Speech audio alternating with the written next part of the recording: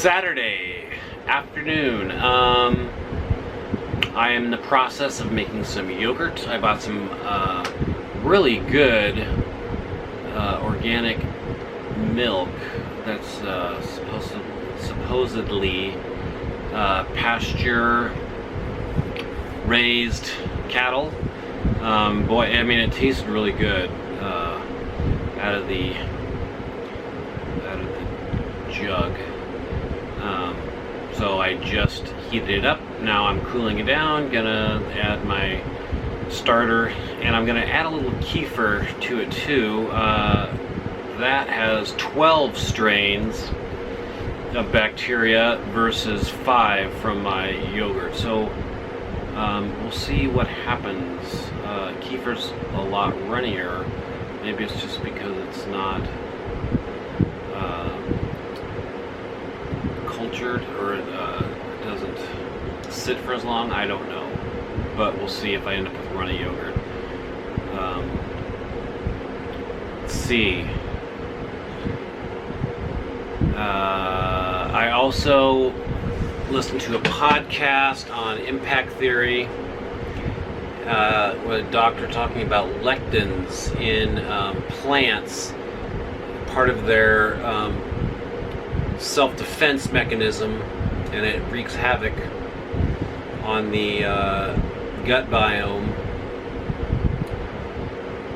or maybe once it gets past the gut biome, it wreaks havoc on your body. So it's got me really thinking. I know that I've thought quite a bit, or at least somewhat, on the self-defense mechanisms in wheat.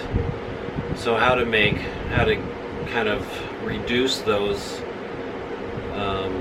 in like a sourdough long fermentation type bread.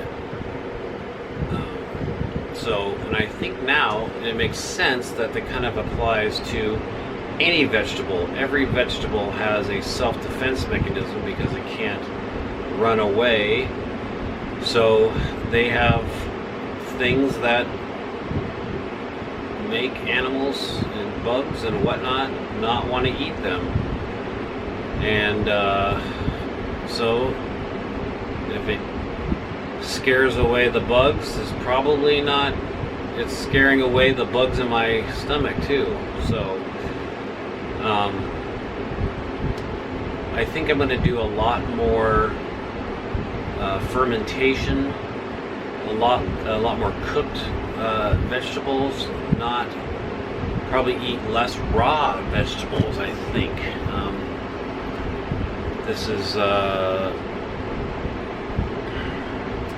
These things are supposedly concentrated in the seeds and the skin of the fruit or vegetable, which makes sense.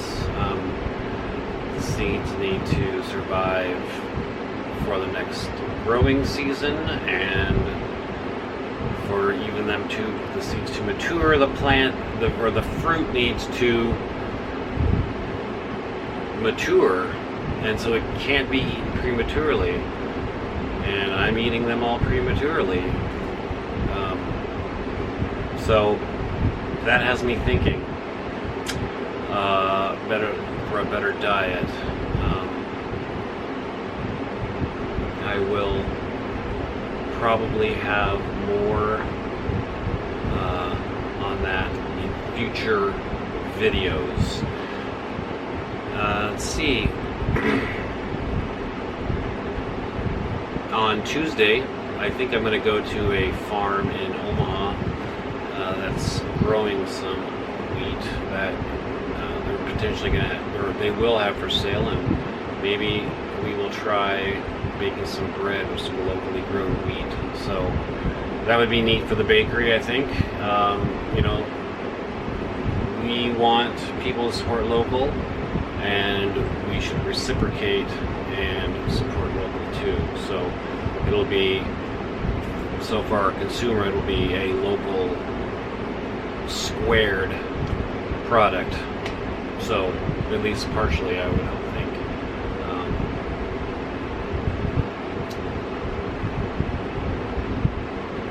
think that's about it. My mom's birthday is tomorrow. Going out to eat. I think she's 73. So, you know, knee replacement, has some, I think, a disc that's collapsed, causing some nerve pain. But otherwise, I think she's doing quite well. She looks good. So, you know, a few tweaks here and there. And hopefully she won't end up like the lady who fell and cracked her head open a little bit today at the bakery.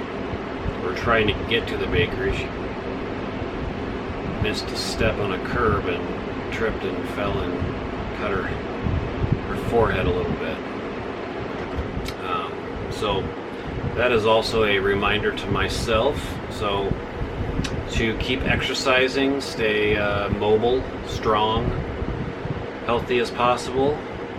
So I am now going on, I think about 10 days every day. When I can go to the gym, like when I was at the lake here this last week, swimming and whatnot, being active at least a little bit. So it's the break a sweat every day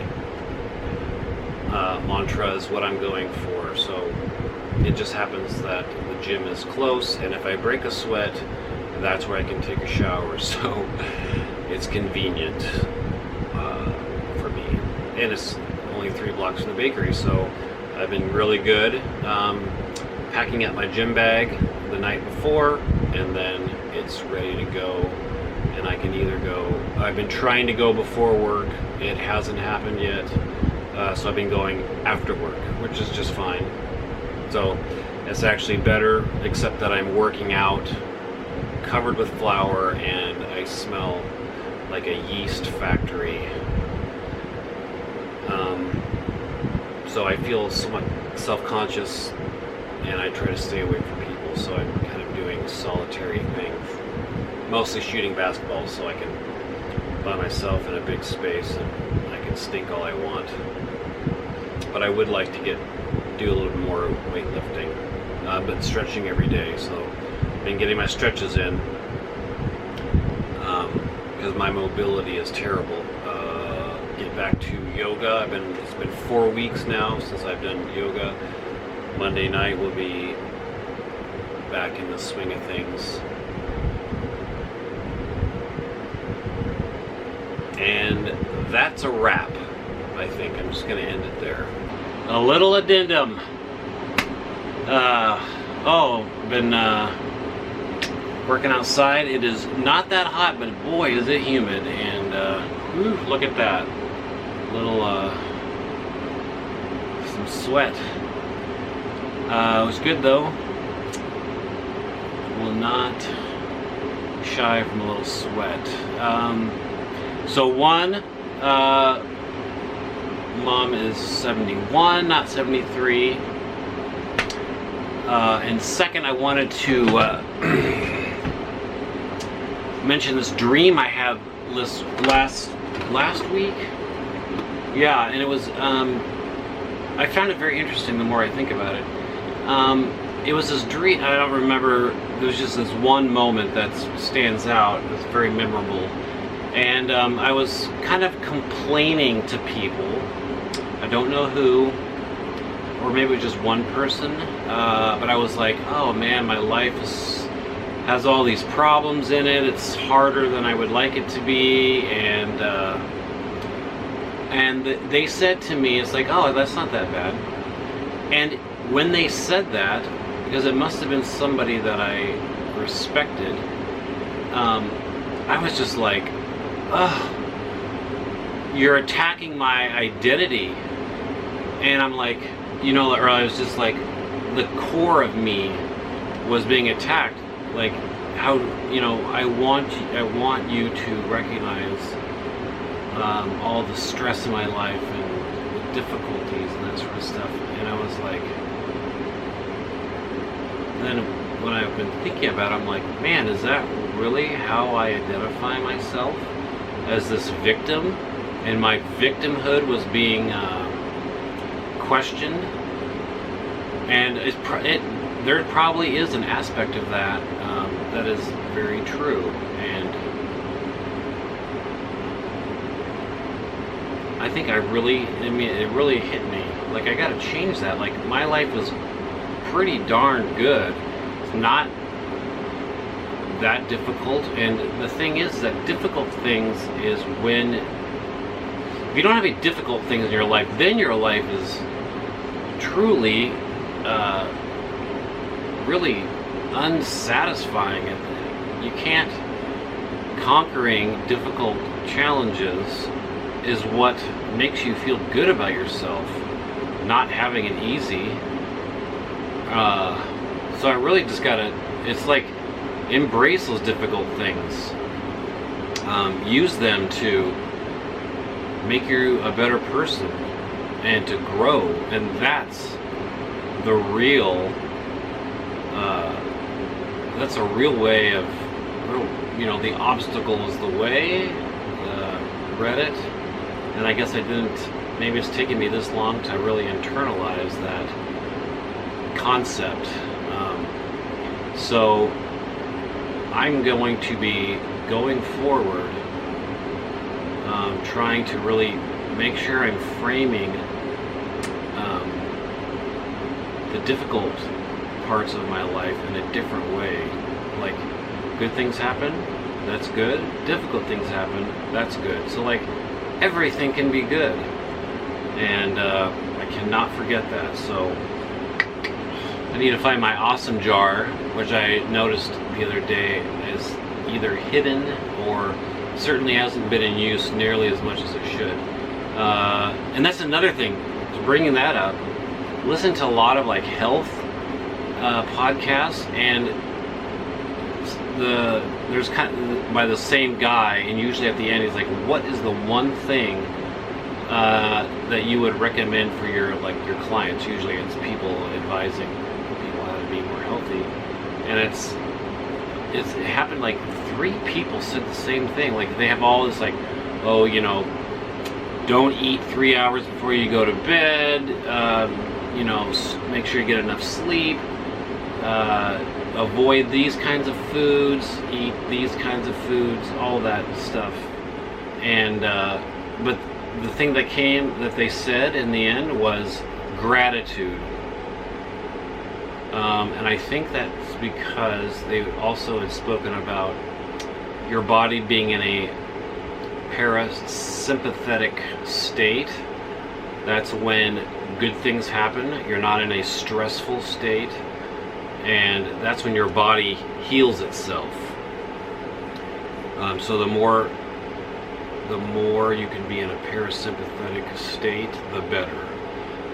Then it trumps anything, everything. Now, like getting more sleep, exercise, that sort of stuff can help your body get into a parasympathetic state, but also your mindset too. Like, when you're awake, if everything's a big stressor, then you're going to be in a sympathetic state. You're like just reacting.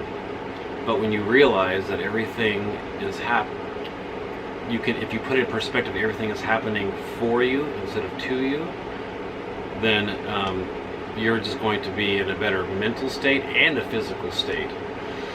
So I definitely wanted to get this in before the video was made, and now I can make the video.